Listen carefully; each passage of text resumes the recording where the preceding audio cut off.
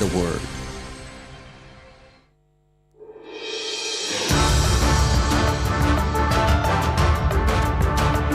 This is the English service of Radio Algeria International. It's time for the news. Here in Algiers, the Industry Ministry and the Qatari company Beledna have signed a memorandum of understanding for the construction of an integrating infant milk production plant in Algeria. Algeria has called on the Security Council to hold a high-level meeting next Friday on the deteriorating situation in Palestine. Algeria's permanent representative to the UN, Amr Ben Jama, has called for a firm and clear position to be taken on the degrading situation in the Middle East. Those were the major developments. Now the full news edition. Good afternoon. The President of the Republic, Mr. Abdelmajid Tebboune, has chaired a preparatory meeting devoted to the broad outlines of the 2025 draft finance bill, which should be in line with the economic and social decisions to which the President of the Republic committed himself during his campaign for the presidential election of September 7, 2024, according to a press release issued by the Presidency of the Republic. The President of the Republic, Mr. Abdelmajid Tebboune, continues to receive messages from several heads of state congratulating him for his re-election for a second term as President. Jamal Salmani tells us more. The President of the United States of America, Joe Biden, has congratulated the President of the Republic, Abdelmajid Tebboune, on the occasion of his re-election for a second term as President. The U.S. President said, during the first term in office, the two countries worked together to combat cross-border crime and violence and to resolve regional conflicts, including through the two countries' work in the United Nations Security Council. The U.S. President also told the President of the Republic that in the light of these developments, he hoped to build a deep relationship in terms of trade and investment through the intensification of exchanges between the two peoples and to work for tangible progress in the field of human rights and fundamental freedoms. The President of Ukraine, Volodymyr Zelensky, has congratulated President Tebboune on the occasion of his re-election for a second term of office. He wished him every success in accomplishing this noble mission in the service of the Algerian people. On the same occasion, the Ugandan President, Yoweri Museveni, has sent a message of congratulations to the President of the Republic. He expressed on his behalf and on behalf of the Ugandan government his warmest congratulations, stating that this victory reflects the confidence of the Algerian people in the person of President Abdelmajid Tebboune. For his part, in a congratulation message, the Prime Minister of India, Narendra Modi, said that his country attaches great importance to broadening and deepening cooperation with Algeria. The Indian Prime Minister stressed in his message the strength of the traditional friendly relations between Algeria and India, based on mutual trust, sincere desire, and the exchange of views on regional and international issues. The Speaker of the Council of the Nation, Salah Gujil, has said that Algeria is aware of the role of education in the transition to a knowledge-based economy and in the training of conscientious and civic-minded generations imbued with national values. In a speech delivered on his behalf by the Deputy Chairman of the Council of the Nation in charge of External Relations, Mohamed Rida Oussahla, at the 12th Annual Conference of Speakers of African Parliaments in Midrand, South Africa, Salah Gujil pointed out that Algeria is fully aware of the role of effective education in achieving the renaissance and the transition to a knowledge-based economy in the new Algeria, the foundations of which have been laid by the President of the Republic through an education policy inspired by the provisions of the Constitution and the legislative and regulatory text. The Speaker of the Council of the Nation recalled the measures taken by Algeria to this end, notably the adoption of the digital book, the equipping of primary school with electronic tablets, the modernization of university, the creation of schools of artificial intelligence, and the opening of incubators in Algerian university, without, however, abandoning free education at all levels, which is one of the immutable social achievements of the state. A memorandum of understanding has been signed here in Algiers between the Ministry of Industry and Pharmaceutical Production and the Qatari company Beledna for the construction of an integrated infant milk production plant in Algeria. More details in this report by Jamil Sinmani. The memorandum aims to integrate infant milk into a milk powder production project to be carried out in the province of Adrar in accordance with the framework agreement signed last April between the Ministry of Agriculture and the Qatari company. It should be noted that the Minister for Industry and Pharmaceutical Production, Ali Aoun, received the chairman of the board of directors of the Qatari company, Beledna, Mohammed Mu'taz Al Khayat, here in Algiers, with whom he discussed the project to build an infant milk production plant. During the meeting, Mr. Aoun stressed the importance of this vital project, pointing out the imperative need to comply with international quality standards in this field. The minister also expressed his department's readiness to support the project and to provide the necessary support and facilities to ensure its success in coordination with the various sectors involved. Earlier, the shareholders' agreement between the National Investment Fund and the Qatari company Beledna has been also signed here in Algiers as part of the implementation of the integrated milk powder production project in the province of Adrar. In a speech delivered on the occasion, Finance Minister Aziz Faid stressed that the importance of this project lay in its direct impact on food security, self-sufficiency in milk powder, reducing the import bill for this commodity, supplying the local market with red meat, and creating 5,000 direct jobs. The minister also invited all Algerian and Qatari shareholders to broaden consultations with a view to exploring new and innovative areas of building cooperation, of bilateral cooperation, assuring that projects that meet our economic ambitions and strategic objectives will be welcomed with open arms. The Minister of Energy and Mines, Mohamed Arkab, has received a delegation from the Qatari company Beledna, led by the chairman of its board of directors, Mohammed Mu'taz Al Khayat. The meeting focused on the integrated Algerian-Qatari project for the production of milk powder in the province of Adrar, notably with regard to connecting the project to energy, one of the main conditions for the success of this strategic project. During the meeting, a detailed presentation was made on the projects and the solutions proposed for the production, transmission and transport of electricity in the short, medium and long term, depending on the needs of the project, in the presence of the advisor to the President of the Republic in charge of finance, banking, budget, foreign exchange reserves, public procurement and international regulations, Mohammed Bukhari, and the managing director of the Sonelgaz Group, the ambassador of the State of Qatar, as well as officials from the ministry and Sonelgaz. And now Algeria has called for the Security Council to hold a high-level meeting next Friday on the situation in Palestine in the margins of the general debate of the General Assembly of the United Nations. This call comes a day after Algeria's permanent representative to the United Nations, Ambassador Ammar Benjameh, has stressed in New York the urgent need to take decisions backed by mechanisms for prosecution and accountability so that they can be implemented, underlining Algeria's conviction of the need to impose peace on those who reject it and do not believe in it. In his address to the Security Council meeting on the situation in the Middle East, including the Palestinian cause, Ambassador Benjameh said the following. Today, we urgently need decisions backed by a robust follow-up and accountability mechanism. This is why my country reaffirms its belief that for those who reject peace, for those who don't believe in peace, peace must be imposed upon them. The Council has a legal and moral responsibility to act, and we cannot afford to remain passive spectators. This Council possesses the tools and the authority needed to respond, but only if there is the political will to rise up to the challenge. After calling for a firm and clear position to be taken on the degrading situation in the region, Ammar Benjameh recalled that the Security Council's main mission is to preserve international peace and security.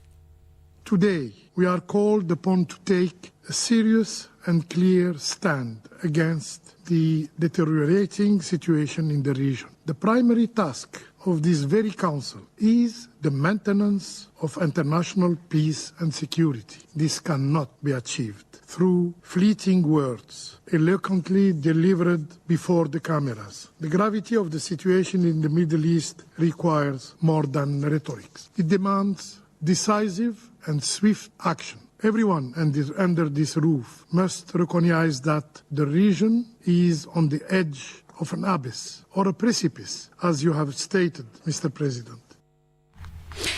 The Algerian permanent representative denounced the segregation policies pursued by the Israeli occupation in its attempt to implement plans for ethnic cleansing in Gaza and to sow chaos in the West Bank.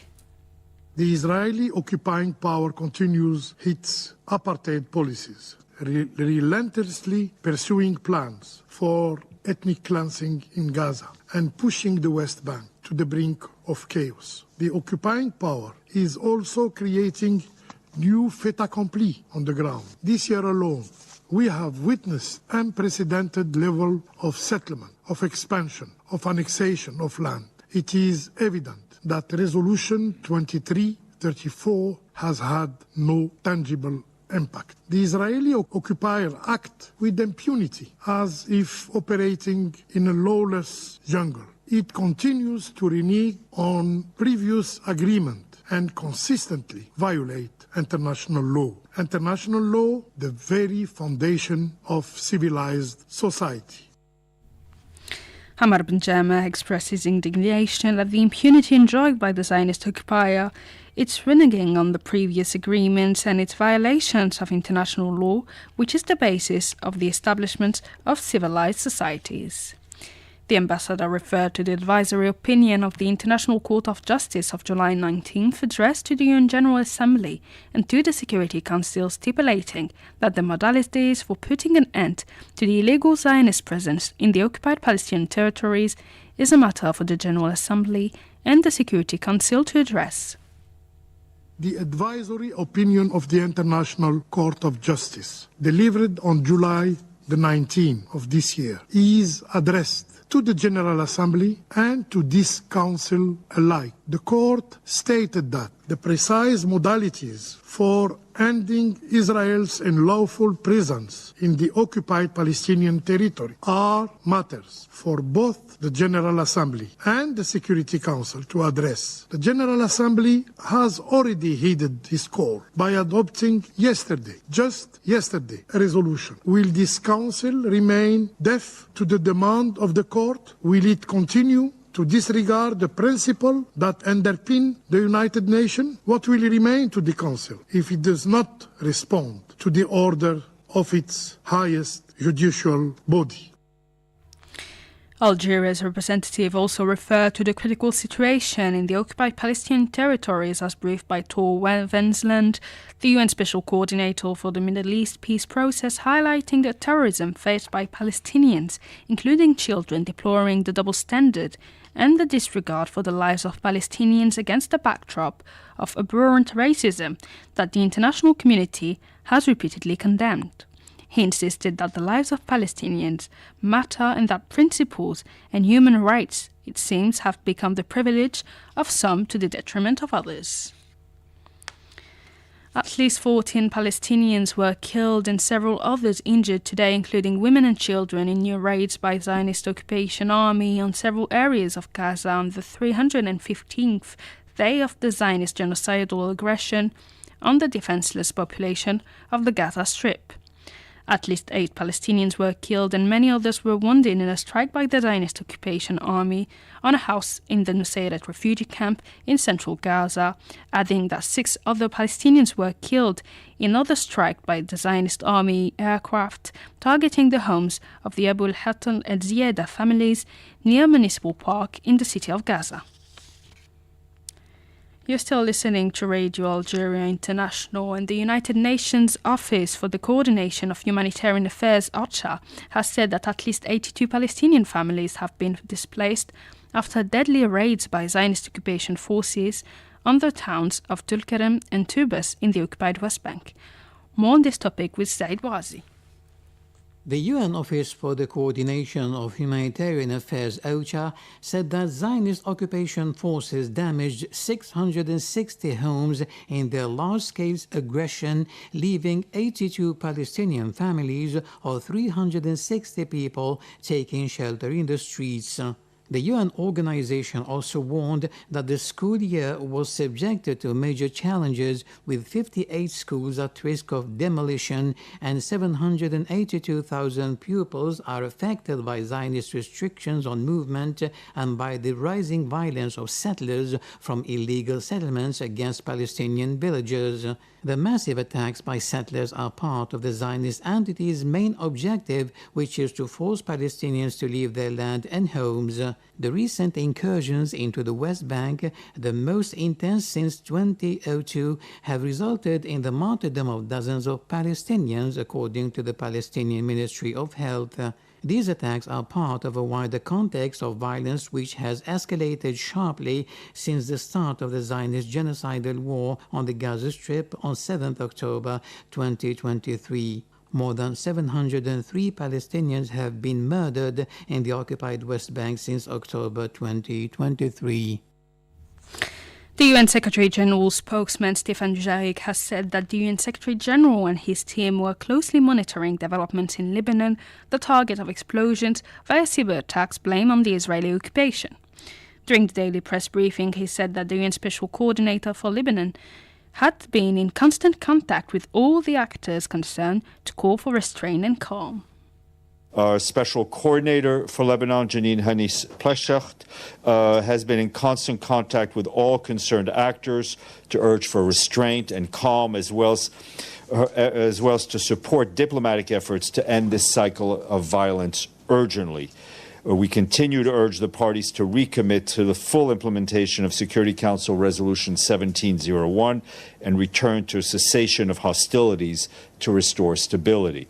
The leadership of the UN peacekeeping mission, UNIFIL, has also been in touch with parties on both sides of the blue line. Regarding the situation in the occupied Palestinian territories, Mr. Dujarric said that due to obstacles hindering the entry of humanitarian aid in Gaza, the backlog of health supplies and equipment waiting to enter continues to grow, while health facilities within the Gaza Strip are facing increasingly severe supply shortage. Due to obstacles hindering the entry of humanitarian aid in Gaza, the backlog of health supplies and equipment waiting to enter continues to grow, while health facilities within the Gaza Strip are facing increasingly severe supply shortages. Public health care facilities in southern Gaza are reporting an over 70% shortage of critical medical items. And our health partners also tell us that the waiting list for medical evacuation of critically ill and injured patients out of Gaza continues to grow on a daily basis due to the lack of systematic referral mechanism. As of September 12th, more than 14,000 patients for whom medical evacuation have been requested since October of 2023. Just over 5,000, or just 35%, have actually been able to be successfully evacuated outside of the Gaza Strip. Only 219 patients were allowed to leave Gaza by Israeli authorities since the closure of the Rafah crossing in May of 2024. That was the UN Secretary-General spokesman Stéphane Dujarric. That's it for today's news bulletin. I invite you now to listen to a special program. Stay tuned on Radio Algeria International.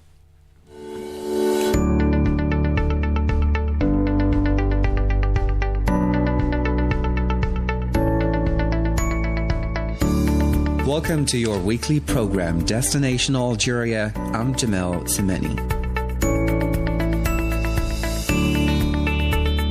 There are a number of great destinations in Algeria just waiting to be discovered.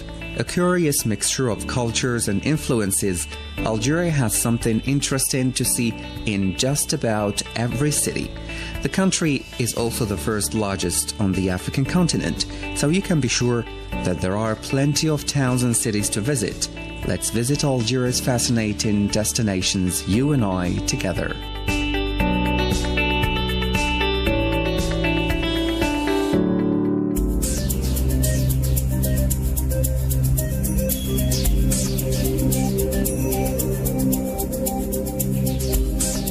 Considered as a branch of anthropology, archaeology is broadly defined as a study of humanity and human societies.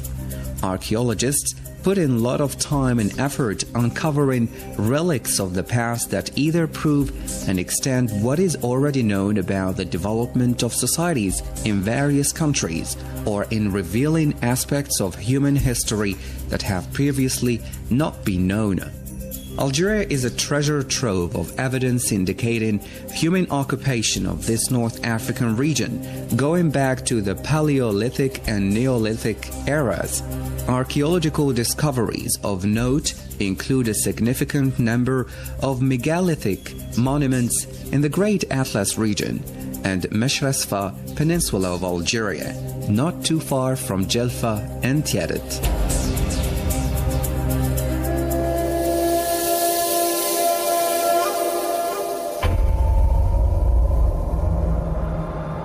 Megaliths are large stone structures believed to have been built in the Neolithic era. These monumental structures were put together without using any type of mortar, and it is generally unclear as to what purpose they served.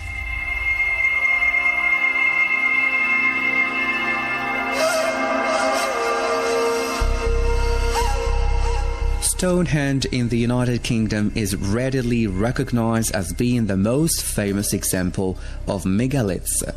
The shoal mounds of the Capsian culture discovered in the Maghreb region, which includes Algeria, date back to the Mesolithic era.